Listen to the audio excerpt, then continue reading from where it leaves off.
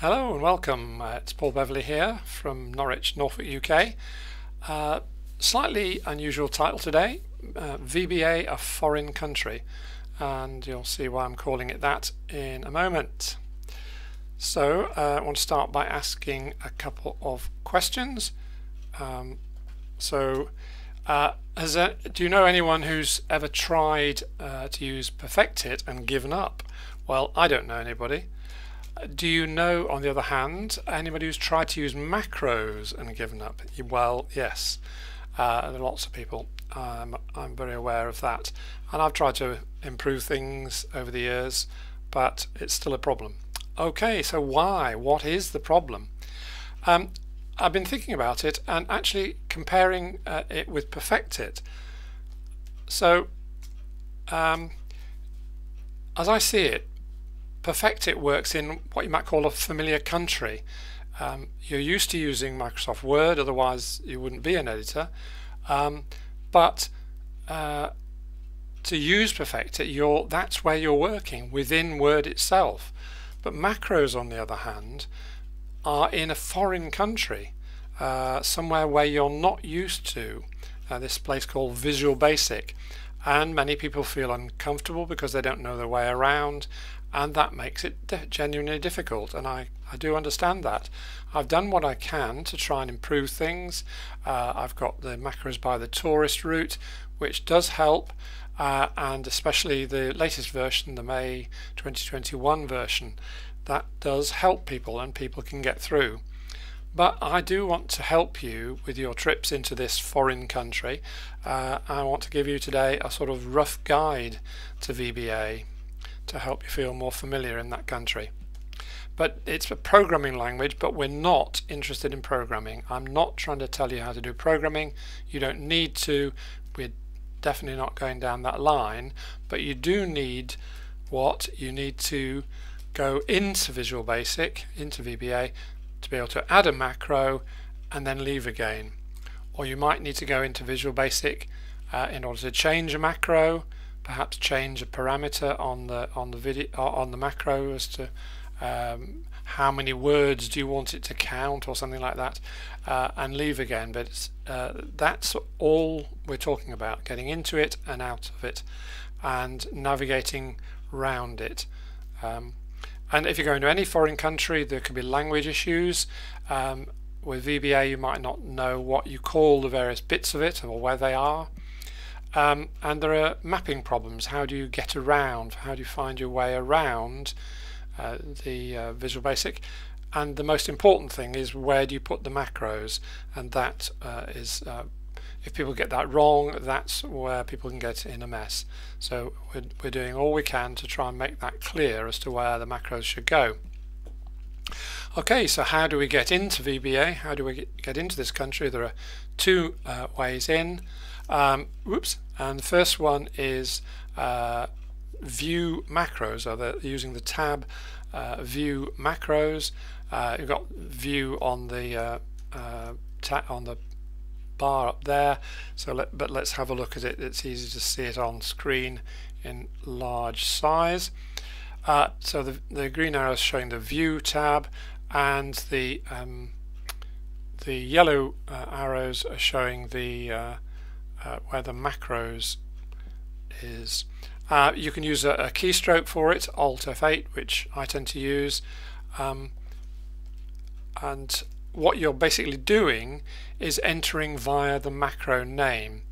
So if we actually do that, if I get my ribbon back, so if I go to view and then macros, click on that, I've got a window there which is a list of the macros that I've got. Obviously I've got quite a lot there, and if you want to run one of them, you can click on it and you click run.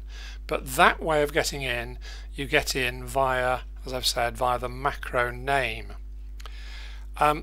Then the other way of getting into Visual Basic is developer and then Visual Basic. So there's we've got the ribbon there, so we've got developer, and then on the left you've got Visual Basic.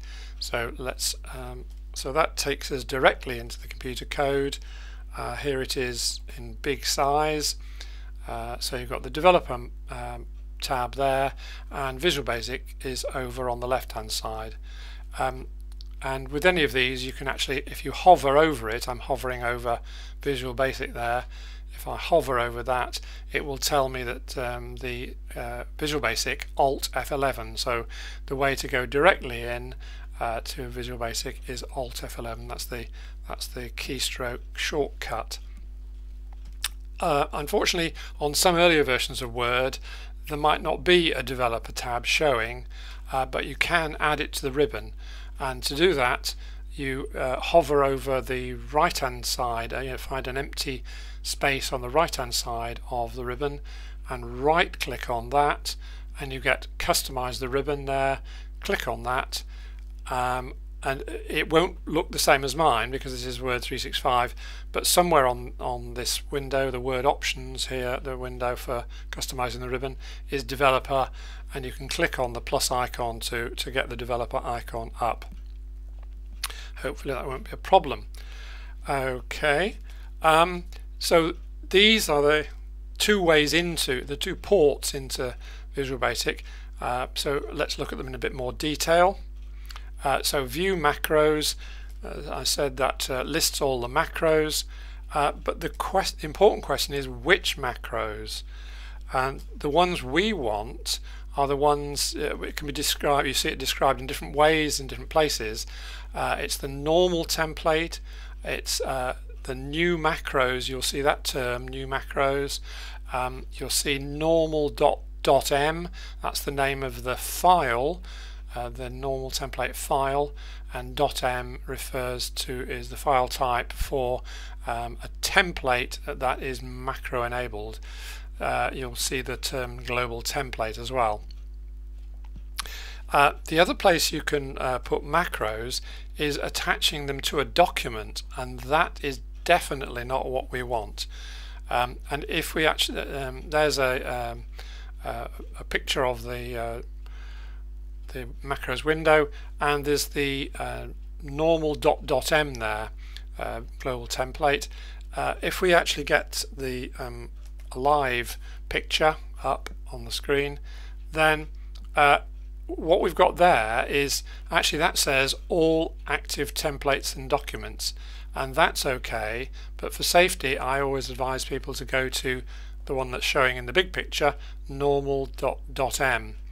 When you're actually wanting to paste new macros in, make sure this, especially when you first start, especially when you're putting in your very first macros, then you want to get that normal.m there, and be able to put it in there. Okay, I think that's what we need there. So the other way in is to use the developer tab and go to Visual Basic.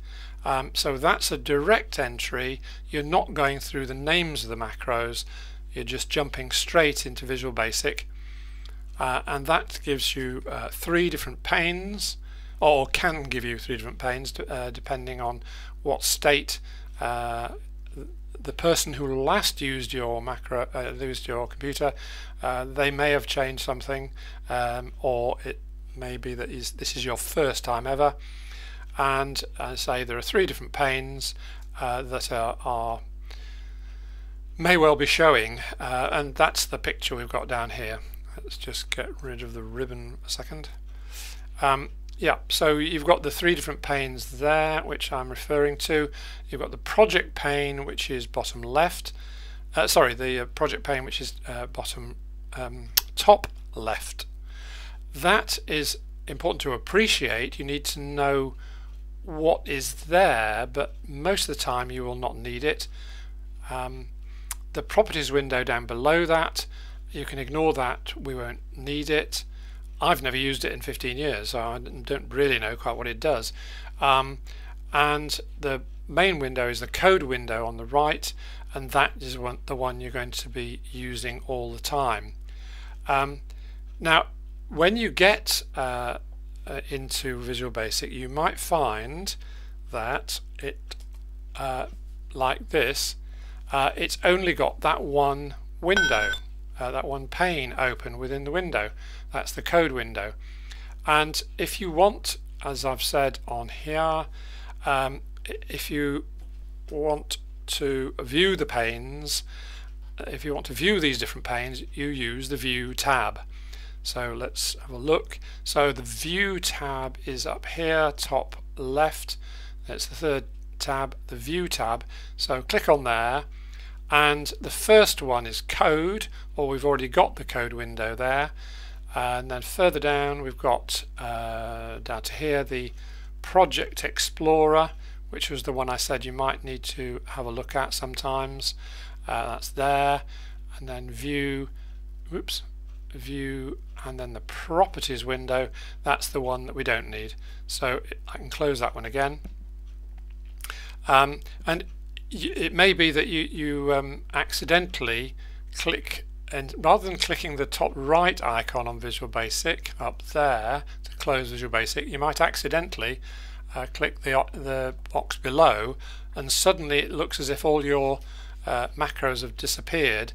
They haven't. It's only the window, the pane of the code that's missing. So View, Code, and you get that back again. That I didn't know that for years and years and years. Nobody ever told me that if you accidentally click that, I had to use all sorts of tricks to get my macros back. View, Code. Now in the project pane, you may have macros attached to a document. So the document there is VBA, a foreign country. That's my document, which is the notes. And then I've also got my switch list up, so that's another document. But what we want is these here, in the normal project, and there's a plus and minus there, so that you might close that might be closed for some reason or other. Click to open it, and then the modules might be closed, so you can open that, and there's your there's your new macros. So if that's closed, you can get it up by double clicking the new macros there, and that shows you what you've got there. Now in this window, in this pane, you've got here on the right the a list of all the macros. So if you want to go and look at another macro, you can click on that in the list. And it's worth knowing when you get to my state where you've got a lot of macros, that if I'm looking for Fredit, for example, if I press F, then it will take me to the beginning of the F's in that list there. Now if you try and get at a macro from the macros window, then it's even easier, because you can do F, okay, R, well, we're already there, but I mean you can type as many letters as you want to get to the macro you want. But in the VBA window, then you can only if I try FR, then I've got to the R. In other words, it only accepts one letter at a time. Okay, now the other thing that's worth knowing here, familiarity wise, let's close the project window, we don't need it. If you look at the cursor there, it is a cursor, so if you click in any of the lines of the code, then that shows you where the cursor is, and the cursor moves around when you use the cursor keys. If you move to the left, if you move to there, you can see where my cursor is there. It's changed to a white arrow. If I move even further, it changes to a black arrow, and if I click in that margin, I get this funny brown blob. That's to do with what's called debugging of sorting out the problems in a macro, so you won't need that. But it is worth knowing that if you just hover in that little bit between the left margin and the actual code, if you double click there, then you select the current macro.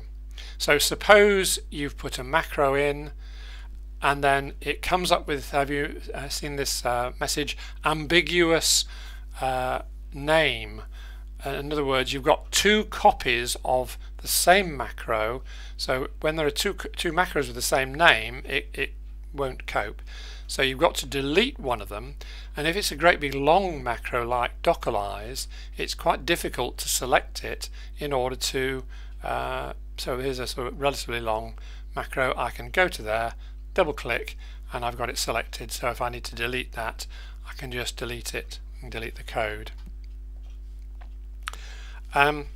There is one other pane that I might mention, and that's the immediate mode. So again, in Visual Basic, so that's View, Immediate Mode, and what that gives you is a piece of an area down the bottom there, which the macro can into which the macro can write comments as it goes along.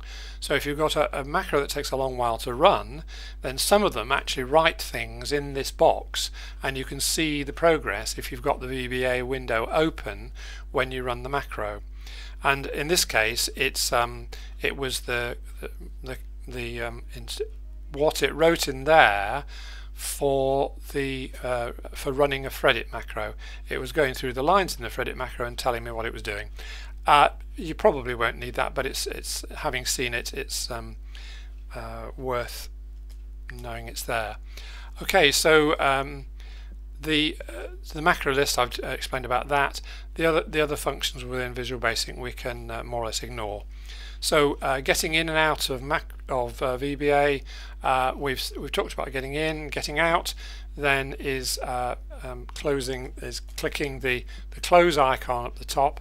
In my case, it's on a green bar, and not the one below, which closes the pane.